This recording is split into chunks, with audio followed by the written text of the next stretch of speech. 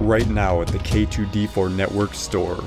We have exciting new products available. First, get your morning started right with the new coffee mugs and signature stickers. Check out the amazing new beach towel. Show your support for the broadcast, even while you're at the beach. The signature Talk is Cheap pillow, available in 3 colors: white, black, and the signature orange. Keep it simple with the Talk is Cheap poster, the same background that is used in the show. We also have the new Be the Change tee. Give people the reminder that change begins within. All available right now at the K2D4 Network store. Go to k2d4network.com for more.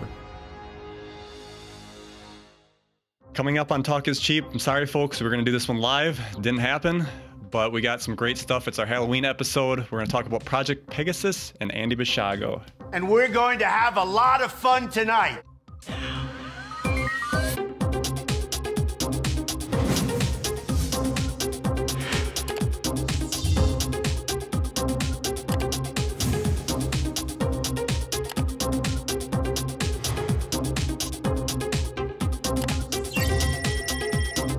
Welcome to Talk is Cheap, where cheap is talk and talk is cheap, ladies and gentlemen. Thank you so much for joining me. I'm Dan Hohlfeld on the K2D4 Network.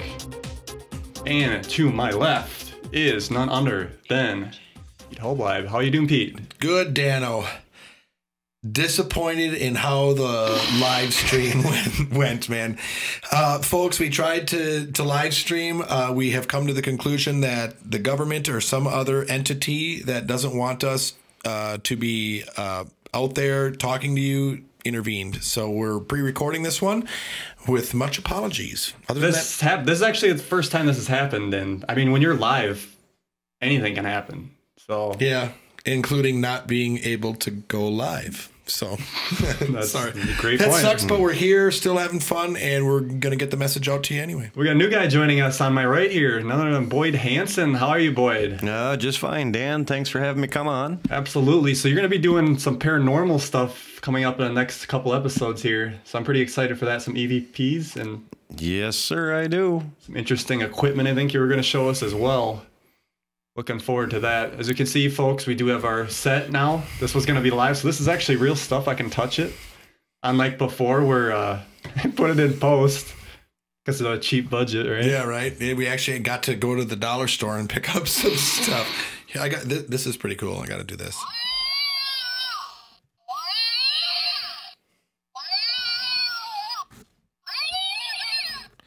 So my question is I'd hate to be the cat that was in the recording studio for that one, but that's a good question. How do they get that recorded? Yeah, that is pretty cool.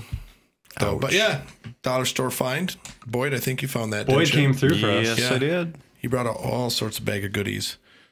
So, like always, I'm not going to play any voicemails. I do have a couple we're going to play up in the next future episodes, but if you guys want to leave us a voicemail, you can call us at 1-256-510-5234. That's 1-256-510 K2D4, and we'll get your message up on the show.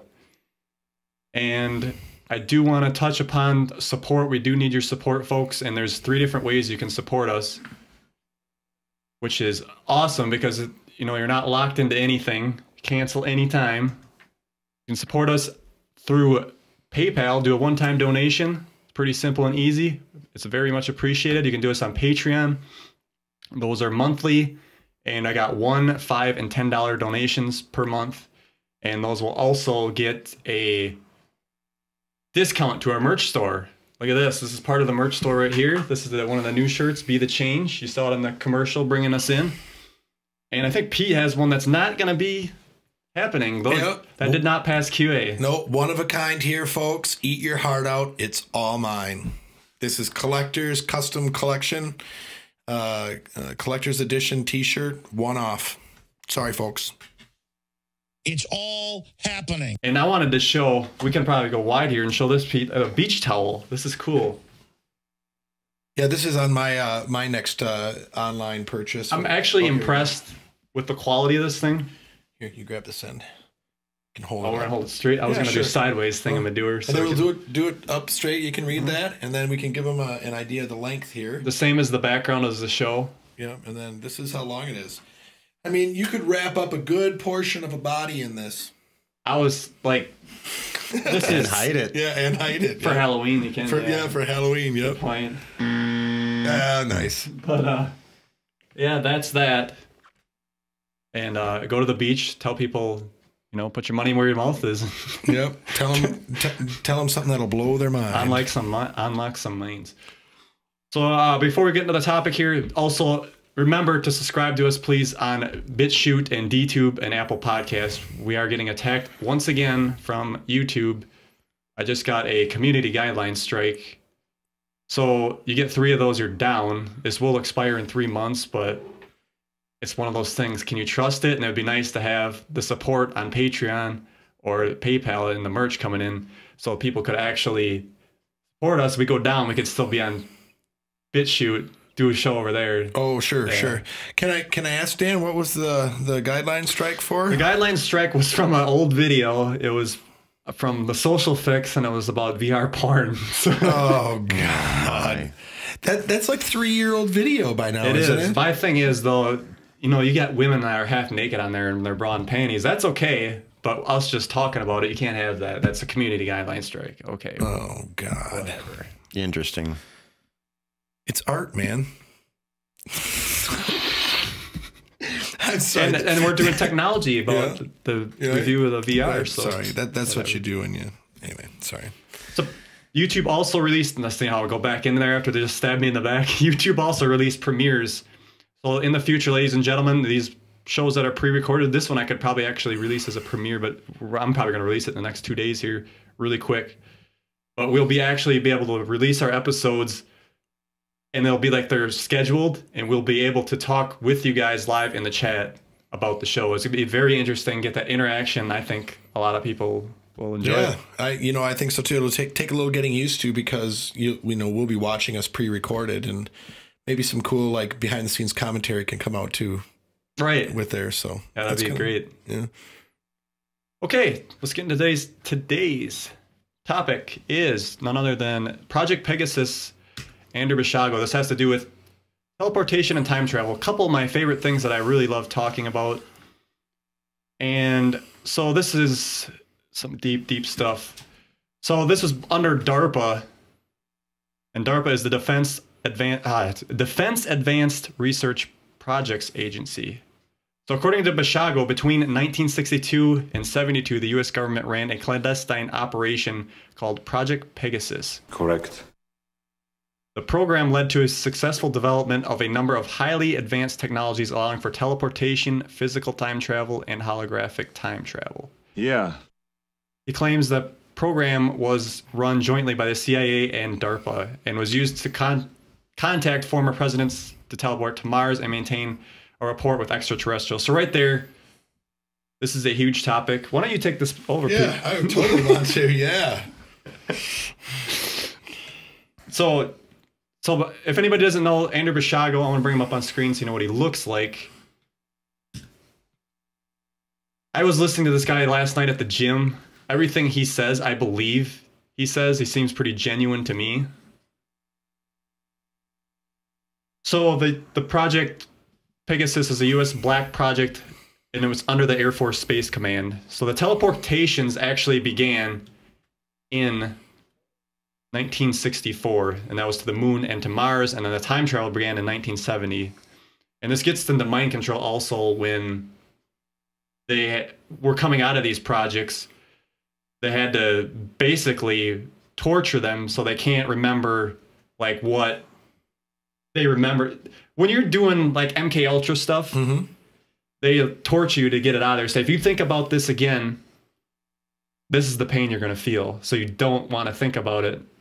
And he's talked to many other people that have been in this project, and they're like, I kind of remember something now that you're talking about it. So it's very interesting that way. Crazy stuff, right? You don't have to talk anymore. I know, this is great. Yeah, I have my own sound bites here. So some of the experiments, they used 140 children that were psychically gifted. So they did this through aptitude tests in school, figure out which kids had the psychic abilities. We want to use these kids, put them in this test for the Mars and time travel.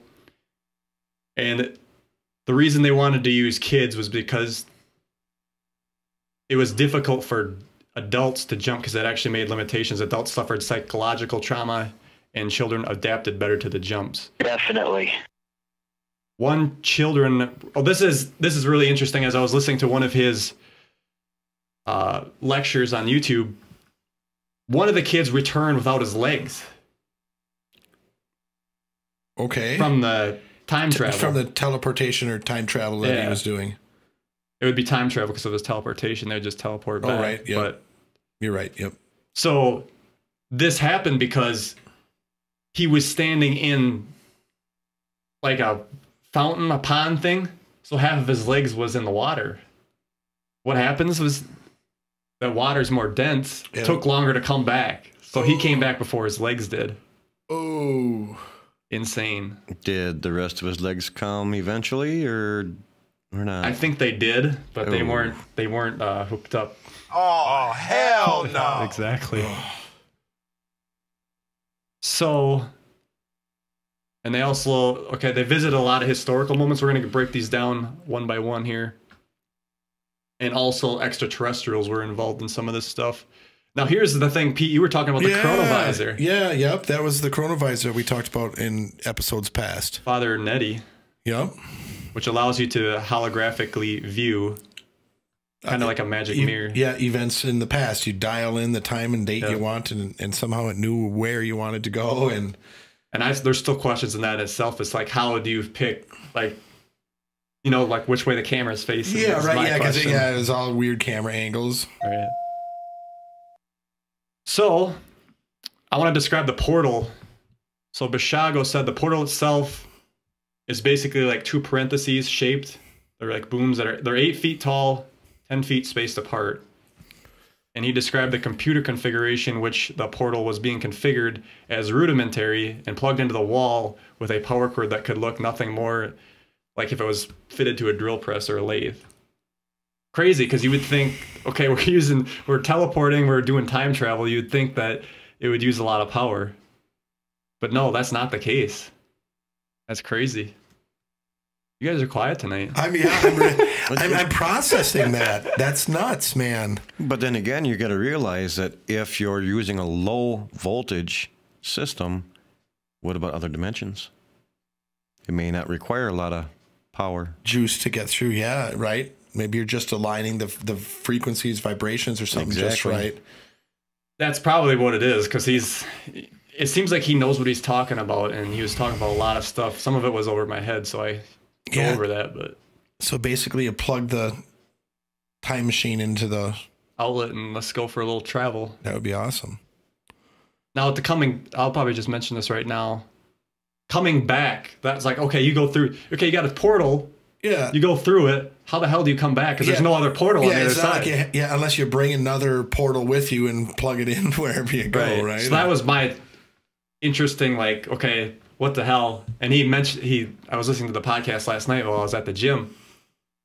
What happens is they send that frequency with you to return at a certain time. So eventually you're over there for so long and then you just fade away and come back. Oh, that's cool. Crazy.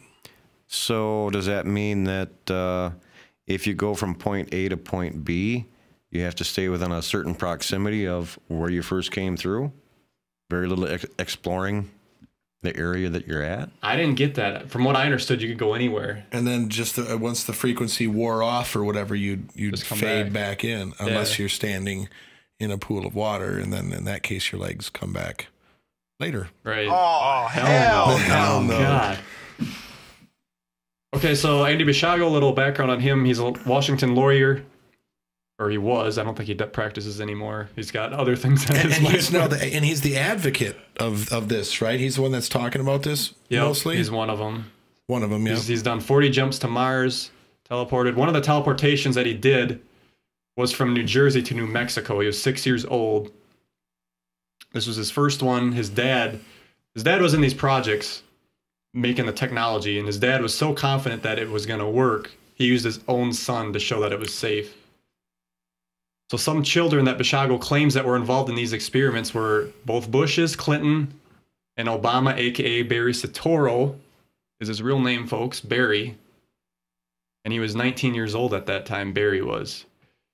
They went to a secret U.S. base on Mars. And he remembers seeing Barry Soetoro there. I'm going to keep referring to him by his real name, folks. Okay, all right, yeah, I'm with you. Definitely. And then they accumulated... The whole reason they were there was to accumulate humans and the animals and the Martians that were on there, the aliens, the ETs that live there, to the presence of them being on Mars. Because we wanted to start bridging this gap. So they started putting these people up there so that, hey, they get used to having them around, basically? Yeah, that was basically what he said the whole reason. Just to be familiar with something new, just like the release of all the UFO files. Mm-hmm. So, Basiago, let's go break down some of the teleportation events he did. One of them was the Gettysburg's Address. So he went back to go view the Gettysburg Address. Yes. And this was in 1863. He was 10 years old. The interesting thing about this is that there's a picture that he claims is him. As a young kid. Right here, folks. No onions. What the hell? Sorry. So he claims that this is like he's out of place here. Let's blow this up a little bit. He doesn't look that out of place. I didn't think so either, to be honest. Like, they say he's wearing these sneakers and stuff. That's the thing that I could see that might be different. Yeah. The hat doesn't seem too all that different. But this is where he claims that this was right when he started to shift back into the present time that he came from. So that because that's why he's a little blurry or something, or he claims that if you look at this, it looks like an X-ray. You can see the teeth. This is such a blurry picture. I can't see any of that. So I don't know why he's got to claim so much of that stuff. Yeah. I feel sorry for your mother. But that's basically the biggest evidence that he has, which makes this case really hard. He is weird. So one of the things, another historical moment he went back to was to meet George Washington during the Revolutionary War. This was from 1775 to 1783, so it was somewhere in that time span. I wasn't really sure when he went. And he also went back to the time of Jesus. Now, the reason the government sent them back is because they wanted to check the veracity of these historical events to because they're such big events in our history. Yeah, and they could potentially be embellished. So they, hey, go back here and just, report back on what you see, and we'll compare it to what we've been told over the years. Exactly. So Basiago, thank you. He was a lawyer, or what was he again? Yeah, lawyer. Weird. But, this all happened when he was younger. So, this is before all that. So his father, Raymond Basiago, let's talk about him since he was basically developed all this stuff. So he worked for Ralph M. Pearson's Engineering Corporation, and he helped develop these technologies. And you can look this stuff up on the internet, folks, this Ralph M. Pearson's Engineering Corporation, and it's there. And it's exactly, you could see that they would be building stuff like this. Correct. Also, Curtiss Wright Corporation in New Jersey. And that's where the first teleport experiences where his dad he remembers his dad doing this. His dad pulled up this small building. I don't think it was too big, a building. His dad left the car. He said, I'll be back in 20 minutes. Don't go anywhere. I'll be back. So he goes, and then he comes back. He's got 5 days worth of beard growth. Well, that would be weird. Think of that. That would be messed up, right? That'd be impressive. Yeah, yeah. So he knew something was going on there. Aliens? Exactly. So the future, this is the big thing, because when we talk about time travel, well, did he go to the future? Yeah, he did go to the future. He went to the year 2045, went into a building that was made of emerald and tungsten steel, and he was given a microfilm with a knowledge of future events so the government could look at that stuff and kind of plan some things. He said it was in Arizona somewhere. He wasn't exactly sure, like Sedona outside of Phoenix, but he wasn't too sure. There was no cars. No cars. 2045, folks. And no cars. So everybody was teleporting wherever they wanted to go, basically? They had teleporters all over. So this is really exciting because they're common practice in 2045. So how many years before that did we start having them? So in 27 years, we'll be having... I'll be 58. No, 20 years would be... 38, 745, 27 years. I counted it out, so I'll be 58. Well, I should still be alive. Yep. I'll be haunting you guys. Yeah. Come visit me, though. Yeah, heck yeah. Maybe we can teleport you back. I feel sorry for your mother. I have what do you know, Dan, what year this was where he got the microfilm? What year in the future? He went to the future. Like what year did he leave to go to? That's a good question. I'm thinking between that, well, it'll be that time span, so I'm thinking 70s or 80s. He was, he would have been young. I just find microfilm as being a weird thing for the future. But he says... You know, I could see like, oh, this is the technology of your day, but even in the 70s and 80s, wouldn't the government have like... They had rudimentary... Why wasn't it on floppy disks or something, right? Floppy disks ain't very big. Well, it's got to be bigger than microfilm, you know. Well, microfilm, isn't that just, we're talking about... A really small film, right? From the old James Bond that you can watch video. Stuff, so maybe they just recorded... Yeah, maybe they, I don't know. You could theorize a lot of stuff, but maybe you could speculate. And they wanted to make sure they had that technology to view it, so they sent that back with him. Let me talk to your mother. So, now here's where we get to the... Before I jump too far ahead, I want to bring up these websites because they did talk about this stuff on Gizmodo. They basically say it's a joke, and also on NBC. I just wanted to show that because it is being talked about in the mainstream. They make a joke of it, but when you think about it, sometimes they do talk about this to acclimate the public to bring some stuff out slowly. This was published in 2012. Interesting. That's crazy. Crazy stuff, right? So he is going to be running for president. He already did in 2016. He realized it costs too much money to run for president. You need about $5 million to get on the ballot. And that's a little expensive.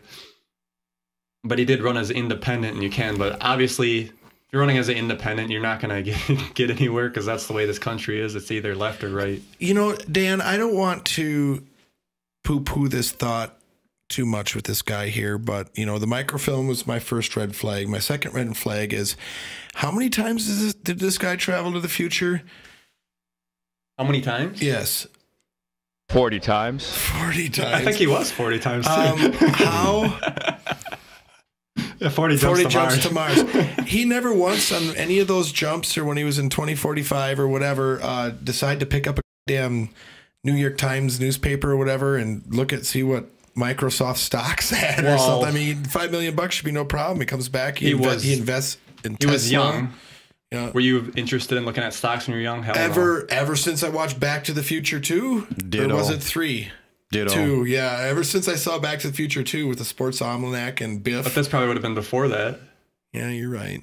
But the thing is, when he gets back to the place, they basically check you, make sure. Yeah. Because they don't want to cause a paradox. There is that can be. Yeah. Oh yeah. Because if you go back and everybody gets a lottery ticket, you're gonna have 4 million winners, and everybody's gonna get whatever $1. Whatever. Yeah. Right. They'd have to coordinate on who gets which one, I suppose. I don't know. You'd think that at some point he would have, or at least taken something with him that he could have sold on the antique market, in the future. So I don't know. I always figure if you had time travel abilities, the first thing that come to mind would be how to make at least $5 million out of it, just with some knowledge. Yeah. Well, but then again, with the brainwashing. Yeah. Yeah. And gag orders and threats and that sort of stuff. Okay, so the presidential run, I want to talk about this a little bit because I do agree with a lot of what he says, and he's going to be running the 2020 race and as well as 28, and he says that by that time he'll either be president or vice president, and this is supposedly guaranteed because they said the time travel technology, the CIA asset said that he was going to be that. Now I have a little issue with that because you could get into a whole, I'll talk about this at the end. But let's just talk about his policies here a little bit. He wants to declassify all the quantum technology So I could see this happening, but at the same time, until the public's ready for it.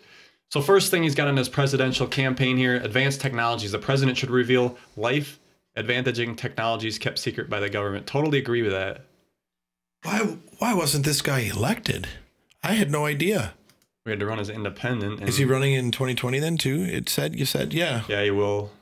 Next two. Well, he's going to have a hard time against Trump, though. That's not going to... Now, again, after this stuff comes out, and then we go further advanced because we're supposed to have Space Force, all that stuff that's going to come out, then the public might be ready to hear this stuff. Yeah, right. Once we realize, oh, geez, we've been doing stuff that I wasn't aware of. So, hey, what else is out there? Right. Wild women. Exactly. Exactly. Wild women. Extraterrestrial contact. The president should craft an ET contract policy that anticipates the diversity of ET visitors to Earth. Totally agree with that. Yep, I do too. Next. Electoral reform. This is one I don't agree with. The president should abolish the Electoral College, but restore paper ballots to prevent digital scam. I agree with the paper ballot part, but you don't want to get rid of Electoral College because you're going to have 2 states designating who wins. Yeah, very small. You can't have 51% telling 49% what to do. Well, that's, yeah. And that's why you get that balance with the Electoral College, because you can have these states that are more rural. Yep, yeah, because from when you look at the amount of land that would be making the decision for the rest of the country, you have just these pockets of super urban areas that could, people that have never set foot on a farm. Right, or out and then in they're the going to be woods making all these decisions like, oh, yeah, you make all this socialism. Socialism, yeah. Well, to a point, it works. But they would definitely not have the other people's interests in mind and understand. Well, how's that any different than the people that are making the decisions right now? They don't get me. Interesting thing here: solar roads. We talked about solar roadways on the show. They're starting to do pilot projects of those. I can't remember where I was just reading that people are installing the first solar roads on the actual streets, or are they just tests? No, I think that there's small pilot tests of them going into actual good. So it's moving along projects then, because I did know that they had some tested by a shed and stuff, but it's all happening. It is all happening. Promoting self-reliance. Totally agree with this. President should ask Congress to legalize all forms of self-reliant and natural resource management. Let the people be self-sufficient. Get all this stuff so people can quit relying on. Oh, yes. Aspartame banning. This is huge. Yeah. Because this is a lot of sweeteners and everything. Mm-hmm. That's bad news there. Tesla teleportation. Now, this is what I didn't mention this on the show, or mentioned this earlier. I should have. This technology, the teleportation technology and time travel. This is Tesla technology. They went in when Tesla died, grabbed his papers, and that's where this came from. So the president... I find the backstory and some of this a little questionable, but I like this guy, man. And I agree with you. Like I said, yeah.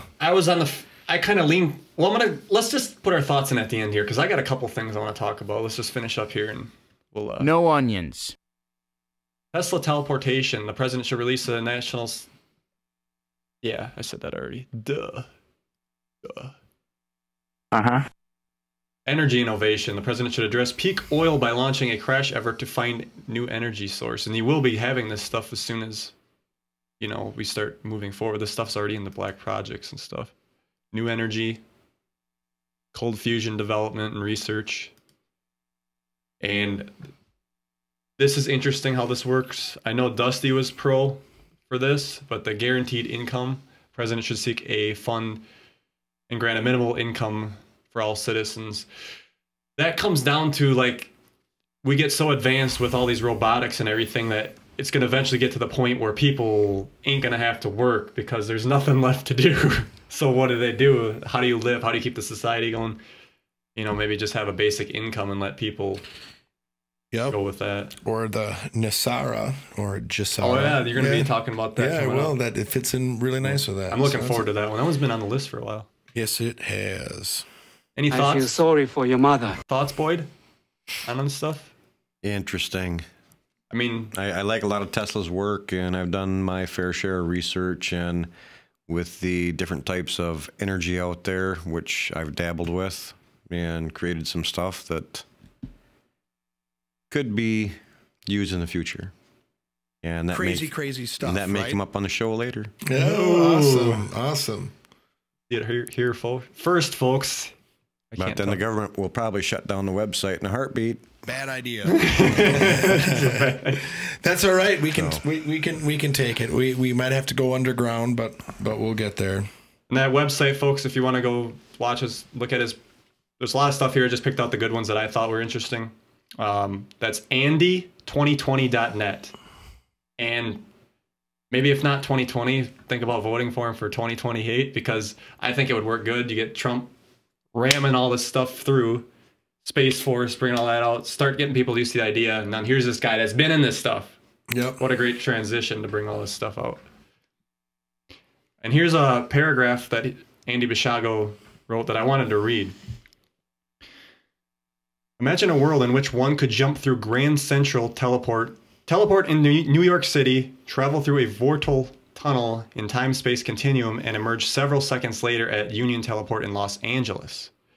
Such a world has been possible since 1968, when teleportation was first achieved by DARPA in Project Pegasus. When my quest, Project Pegasus, succeeds, he's calling his information thing Project Pegasus, the same name as the thing he was in. When it succeeds, such a world will emerge, and human beings linked globally via teleportation will proclaim the time-space age has begun. Absolutely. Round of applause for that one. But I've said this before. You could work a job, here in Wisconsin, teleport to Italy, go have lunch, and come back to your job, and then go somewhere for the evening on the beach in Florida. Wow. Yep. At that point, maybe if life is getting that convenient, you don't care that the Electoral College is gone. That's a good point. Because people would be able to, potentially understand situations. But I mean, if you could hop on a teleport pad and go to the Grand Canyon today, LA an hour later, bump down to Louisiana and then back home in time for dinner. That's crazy. Think of just the ground people could cover and the culture that they could just absorb in a very short period of time. Exactly. And more jobs will be created for psychiatrists, because can you imagine the amount of overload on the human brain? Doing that much traveling in a short period of time. Yeah, just trying to comprehend everything. Woofta. Yeah. That's interesting to think about. So let's talk about our thoughts here. My thoughts. Okay, I listened to some of his lectures, his things. I was thinking, all right, I kind of believe it, kind of don't. One thing that kind of I thought of, could he be from another dimension? He's done a bunch of forward and backs. Could he be on a different timeline, if you will, maybe is a better word, where that timeline he was a future president, but he's not going to be this time. Oh, and this, like, CERN sucked that dimension up, and the other one got replaced or something like that. Things changed so much because they were playing around with it. That's one of the big possibilities. Because I almost kind of think I do not see him being a president. Not in this timeline. But starting tomorrow, like, what if all of a sudden teleportation's proved tomorrow and this guy just comes out at the forefront? You would have never said 10 years ago that we'd have the current president that we had now, and, sitting on the Apprentice and you're fired. And that's right. And then look what happens in a short It's amount. all happening. It's all happening, Dano. It starts quick and, hard telling. I'm going to check this guy out. I got a question for you. Yeah, I've actually been walking around in New York and had cops come over with a German Shepherd and run it up between my legs. Have you ever had that happen to you? Not with cops, but We're gonna get banned again. And they own you. That's the problem. They own you. So, ladies and gentlemen, we'll wrap up here, I guess. It's been great. Stupid live problems. We'll get it figured out next time, gentlemen. We will have to figure it out. That's gotta be fun figuring that out. Yep. Talk is cheap, where cheap is talk, and talk is cheap. We'll see you in a couple weeks, boys. Bye-bye.